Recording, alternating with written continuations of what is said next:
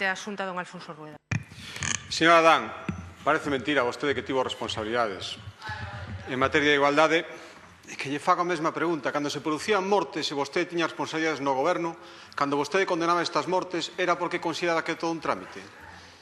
Cando vostede non dirixía a investigación judicial porque corresponde aos xuíces, antes tamén e agora tamén un asunto baixo o segredo de sumario, e cando vostede non dirixía a policía porque dirixía as investigacións da Policía Judicial non é competencia da Xunta e vostede debería sabelo mellor que nadie, e decía que había que condenalo, decía os recursos que estaban a disposición das víctimas e decía que había que facer todo o posible, cada unha esfera das súas competencias e coordinadamente para evitar que se producira un crimen máis de violencia machista, todas estas declaracións eran puro trámite?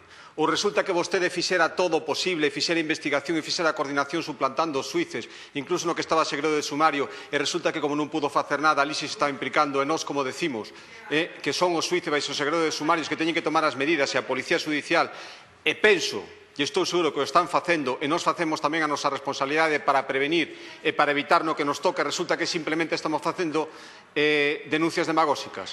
Mire, mentras aproveite estas ocasións para facer este tipo de intervencións, estou seguro que vostedes no seu momento probablemente non estuveran facendo todo o posible. Moitas gracias. Moitas grazas.